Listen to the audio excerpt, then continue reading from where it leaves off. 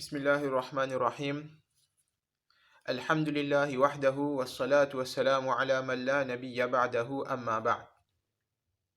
فأعوذ بالله من الشيطان الرجيم بسم الله الرحمن الرحيم شهر رمضان الذي أنزل فيه القرآن هدى للناس وبينات من الهدى والفرقان وقال النبي صلى الله عليه وسلم من صام رمضان إيمانا واحتسابا غفر له ما تقدم من ذنبه أو كما قال عليه الصلاة والسلام.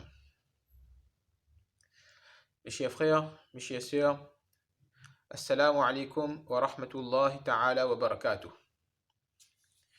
Donc, alhamdulillah, nous remercions Allah subhanahu wa ta'ala qui encore une fois nous a accordé ce mois béni de Ramadan. Parmi les qualités que doit avoir le croyant, il y a le shukr, c'est-à-dire la reconnaissance, d'être reconnaissant envers les bienfaits d'Allah. Même si cette année, notre Ramadan ne sera pas comme les autres années, il n'y aura pas la même ambiance, mais cela ne doit pas affecter notre gratitude envers Allah subhanahu wa ta'ala et envers les bienfaits d'Allah subhanahu wa ta'ala. Et on est toujours et seront toujours satisfaits avec la décision d'Allah. En réalité, Allah subhanahu wa ta'ala nous a comblés d'innombrables bienfaits. Surtout nous, à l'île de la Réunion, on ne peut imaginer combien sont innombrables les bienfaits d'Allah subhanahu wa ta'ala envers nous. Imam Hakim rahmatullahi alayhi rapporte une narration de son ouvrage intitulé Al-Mustadrak, dans laquelle Hazrat Jabir radiallahu ta'ala an, il rapporte. Il dit une fois, le prophète sallallahu alayhi wa sallam est sorti de chez lui et il dit: mon ami, c'est-à-dire Hazrat Jibril alayhi salatu wa salam, est venu me rendre visite et il m'a raconté l'histoire d'un homme des peuples passés. C'est-à-dire un homme parmi les Bani Israël. Il dit, cet homme, il a décidé de délaisser tout pour adorer Allah subhanahu wa ta'ala. Il a délaissé sa famille, il a délaissé ses enfants, il a délaissé sa maison, il a délaissé son travail pour se consacrer exclusivement à l'adoration d'Allah subhanahu wa ta'ala. Et pour cela, il est parti sur une île déserte. Il est parti sur une île où il n'y avait ni végétation, ni d'habitation, ni culture, rien. Donc Allah subhanahu wa ta'ala, pour la subsistance de ce serviteur, de cet homme, Allah subhanahu wa ta'ala a fait pousser pour lui un grenadier. Et Allah a fait jaillir une source d'eau fraîche. Donc nuit et jour, cet homme, il était consacré à l'adoration d'Allah. Il se prosternait devant Allah subhanahu wa ta'ala. Et par jour, il mangeait une grenade et il buvait un verre d'eau. Ça, c'était son habitude. Une grenade par jour et un verre d'eau. Et le reste du temps, il adorait Allah. Donc pendant 500 années, il a passé ainsi. Pendant 500 années, il n'a pas commis de péché. Uniquement obéissance et adoration d'Allah.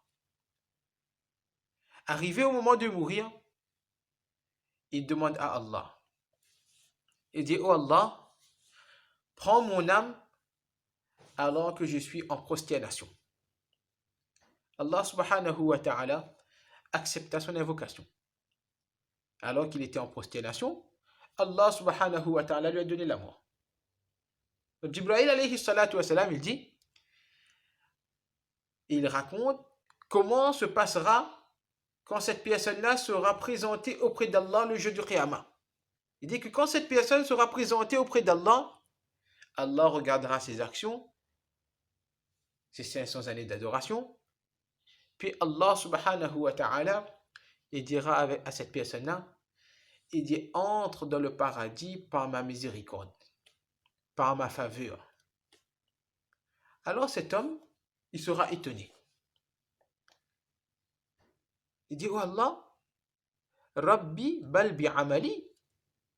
Il dit, oh Allah, si je rentre dans le paradis, si je suis admis au paradis, c'est par mes actions, c'est par mes adorations. Pendant 500 années, je t'ai adoré, et là tu me dis d'entrer au paradis par ta miséricorde, par ta faveur. Alors Allah subhanahu wa ta'ala va répéter, entre dans le paradis par ma faveur et par ma miséricorde. Alors cet homme il va répéter, oh Allah, par mes actions je rentre dans le paradis. C'est par mes actions que je suis admis au paradis. Alors là Allah subhanahu wa ta'ala va ordonner aux anges. Il dit, prenez, placez tous les bienfaits que j'ai accordés à cette personne dans un plateau de la balance. Et de l'autre côté, c'est 500 années d'adoration.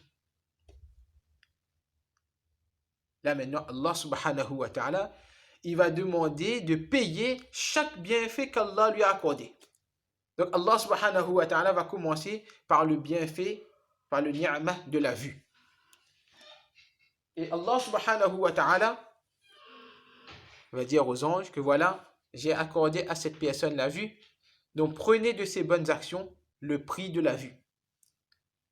Et en un seul coup, ces 500 années d'adoration vont s'écouler. Et il n'aura plus de bonnes actions à son compte. Allah subhanahu wa ta'ala va demander à cette personne, je t'ai accordé lui, je t'ai accordé la parole, je t'ai accordé différents membres. Il faudra me payer pour ça. Mais maintenant cet homme, il n'a plus de bonnes actions à son compte. Et là cet homme, il va comprendre que réellement, si je suis admis au paradis, en réalité, c'est par la faveur et la miséricorde d'Allah subhanahu wa ta'ala. Donc nous, combien de bienfaits Allah subhanahu wa ta'ala nous a gratifiés. Le temps, c'est un bienfait d'Allah. La santé, c'est un bienfait d'Allah. La vie, c'est un bienfait d'Allah. Dans un hadith, le prophète sallallahu alayhi wa sallam a dit, Irtanim khamsan qabla khamsin. Valorise 5 choses avant 5. Le prophète sallallahu alayhi wa sallam dit, valorise la jeunesse. Shababaka qabla haramik. Profite de ta jeunesse avant la vieillesse. Ce que tu peux faire pendant ta jeunesse comme bonne action, profite de cette jeunesse. Parce que quand tu seras vieux, il y a certaines actions que tu voudras faire, mais ce ne sera pas possible de faire. Donc valorise la jeunesse. Donc la jeunesse, c'est un grand bienfait d'Allah. Faragaka qabla shughlik. Valorise ton temps libre avant tes occupations. Quand Allah accorde quelqu'un le temps libre, quand Allah accorde à quelqu'un le temps de l'adorer et qu'il n'a pas d'autre chose à faire, il n'a pas d'autre occupation, alors le prophète dit valorise ce temps-là. Avant que Allah ne t'occupe d'une telle manière que même si tu voudras libérer ton temps pour adorer Allah, tu ne pourras pas. Donc en réalité, en regardant ce hadith, on voit que le confinement, certes, ça nous mène à méditer, à nous remettre en cause. Mais d'un autre côté, Allah, il nous a libérés de beaucoup de tâches. Allah nous a libérés de beaucoup d'occupations qui étaient des obstacles pour nous pour adorer Allah. Mais là, Allah nous a donné ce temps libre. Et le prophète me dit, profitez de ce temps libre. Le prophète sallallahu alayhi wa sallam dit, Suhataka qabla maradik. Profite de ta santé avant ta maladie. Quand quelqu'un il a une bonne santé, il doit profiter pour faire de bonnes actions avant que la maladie arrive. Rina'aka qabla faqrik. Profite des biens qu'Allah t'a donnés pour pouvoir dépenser dans de bonnes actions avant que Allah ne t'éprouve par la pauvreté, que si tu veux dépenser pour le dîn d'Allah dans des bonnes actions, dans des bonnes choses, tu ne peux pas. Et en dernier, le prophète sallallahu alayhi wa sallam nous dit Hayataka qabla mautik. Profite de ta vie avant que la mort arrive. Là, il sera trop tard. Donc Allah subhanahu wa ta'ala nous a comblé d'innombrables bienfaits. Et là encore, ce mois de Ramadan, c'est un bienfait exceptionnel qu'Allah subhanahu wa ta'ala nous a donné.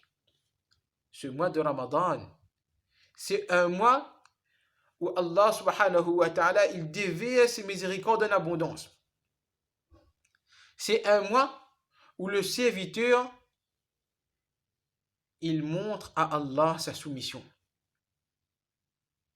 C'est un mois où on va augmenter notre lecture du Coran. Car le Coran a été révélé durant ce mois, on va augmenter notre lecture du Coran.